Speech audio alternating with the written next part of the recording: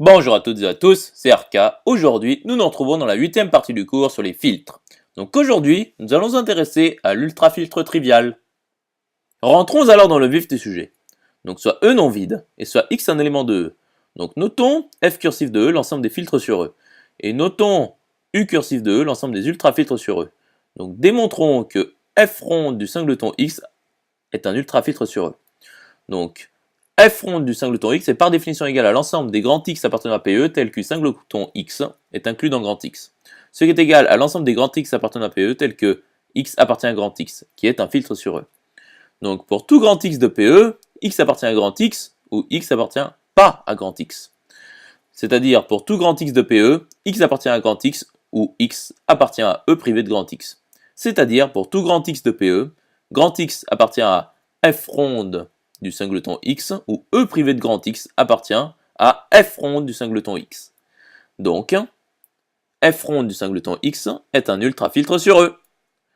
Et petite remarque assez intéressante, nous notons F ronde du singleton X, F ronde de X. Poursuivons l'étude. Donc démontrons que pour tout A de PE, F ronde de A est un ultrafiltre sur E équivaut à cardinal de A est égal à 1. Donc voyons l'implication réciproque qui est plus simple. Donc il existe X appartenant à E tel que A est égal au singleton X. Ça signifie que A a pour cardinal 1. Donc d'après la démonstration précédente, F ronde de A est un ultrafiltre sur E. Donc voyons l'implication directe. Donc F ronde de A est un ultrafiltre sur E. Donc pour tout B de PE, B appartient à F ronde de A ou E privé de B appartient à F ronde de A. Donc c'est-à-dire pour tout B de PE, A est inclus dans B ou A est inclus dans E privé de B. Donc supposons que le cardinal de A est supérieur ou égal à 2. Donc il existe XY appartenant à E2 tel que X différent de Y et XY est inclus dans A. Donc A est inclus dans E privé de du singleton X ou A est inclus dans le singleton X. Donc voyons le cas numéro 1 lorsque A est inclus dans le singleton X. Donc le cardinal de A est inférieur ou égal à 1 qui est strictement inférieur à 2. Absurde! Voyons alors le cas numéro 2. Donc A est inclus dans E privé du singleton X. Donc X appartient à A qui est inclus dans E privé du singleton X. Donc nous savons également que X appartient au singleton X. Et donc X appartient au singleton X inter E privé du singleton X, ce qui est égal à l'ensemble vide. Ce qui est absurde! Donc le cardinal de A est strictement inférieur à 2. Et donc cardinal de A est inférieur ou égal à 1 car il appartient à N. Or, F ronde de A est un ultrafiltre sur E, qui est également un filtre sur E. Donc A est non vide. Et donc cardinal de A est strictement positif. Et donc cardinal de A est supérieur ou égal à 1. Donc finalement, cardinal de A est égal à 1. Donc petite remarque, lorsque F ronde de A est un ultrafiltre sur E, nous disons que A est l'élément principal de F ronde de A. Et que F de A, c'est-à-dire F ronde de A, est un ultrafiltre trivial ou principal. Poursuivons l'étude. Donc notons U cursive, T cursive de E, l'ensemble des ultrafiltres triviaux sur E. Donc démontrons que cardinal de E fini, et non nul, implique que U cursive de E est égal à U cursive T cursive de E. Donc nous avons déjà l'inclusion directe. Donc voyons l'inclusion réciproque. Donc U cursive T cursive de E est égal à l'ensemble des F rondes de X tel que X appartient à E. Donc soit U appartenant à U cursive de E. Donc U est un ensemble de parties de E. Et donc le cardinal de U est entre 1 et le cardinal de P de E qui est égal à 2 puissance cardinal de E qui appartient à N étoiles, car le cardinal de E appartient à N étoiles. Donc l'intersection des A telles que A appartient à U, car il s'agit d'une intersection finie. Et pour tout B de U, l'intersection des A telles que A appartient à U est inclus dans B.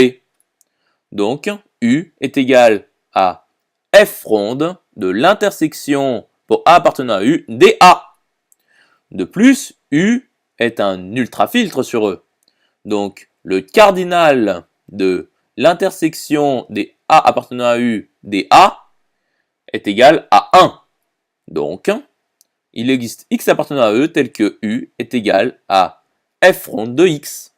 Donc, U appartient à U cursive T cursive de E. Finalement, U cursive de E est égal à U cursive T cursive de E. Démontrons alors que pour tout ultrafiltre U sur E, il existe X appartenant à E tel que le singleton X appartienne à U implique que U est égal à F ronde de X. Donc soit U un ultrafiltre sur E tel que il existe X appartenant à E tel que le singleton X appartienne à U. Donc voyons l'inclusion directe. Donc soit A appartenant à U quelconque. Donc si X n'appartient pas à A, alors X appartient à E privé de A. Donc le singleton X est inclus dans E privé de A. Donc E privé de A appartient à U. Ce qui est absurde. Donc X appartient à A. C'est-à-dire le singleton X est inclus dans A. Donc A appartient à F ronde de X. Voyons alors l'inclusion réciproque. Donc soit A appartenant à F ronde de X quelconque. Donc le singleton X est inclus dans A. Et le singleton X appartient à U qui est un ultrafiltre sur E. Donc A appartient à U. Donc finalement U est égal à F ronde de X. Démontrons alors que pour tout F ronde filtre sur E et non ultrafiltre sur E, il existe un filtre L sur E tel que F ronde soit strictement inclus dans L. Donc soit F appartenant à F cursive de E privé de U cursive de E quelconque. Donc il existe T appartenant à PE tel que T n'appartient pas à F et E privé de T n'appartient pas à F ronde. Donc soit L, l'ensemble des V appartenant à PE tel qu'il existe S appartenant à F ronde tel que S inter T est inclus dans V. Donc pour tout S de F ronde, S inter T est inclus dans T. Donc T appartient à L. Et donc L est non vide. Poursuivons la démonstration. Donc supposons que l'ensemble vide appartienne à L. Donc il existe S appartenant à F ronde tel que S inter T soit inclus dans l'ensemble vide. Donc S inter T est égal à l'ensemble vide. Donc S est inclus dans E privé de T. Et donc E privé de T appartient à F ronde, ce qui est absurde. Donc l'ensemble vide n'appartient pas à L. Donc maintenant, soit AB appartenant à L2 quelconque. Donc il existe S et S' appartenant à F ronde 2, tel que S inter T soit inclus dans A et S' inter T soit inclus dans B. Donc S inter S' inter T est inclus dans A inter B. Et S inter S' appartient à F ronde, car F ronde est un filtre sur E. Donc A inter B appartient à L. Maintenant, soit AB appartenant à L croix PE tel que A est inclus dans B.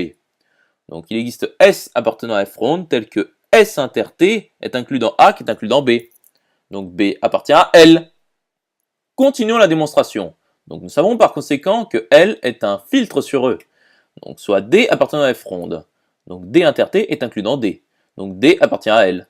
Donc F ronde est inclus dans L. Et nous savons que T appartient à L et que T n'appartient pas à F ronde. Donc F ronde est strictement inclus dans L. Conclusion établie. J'espère que cette vidéo vous aura plu et vous sera utile. Nous nous retrouvons dans la 9e partie.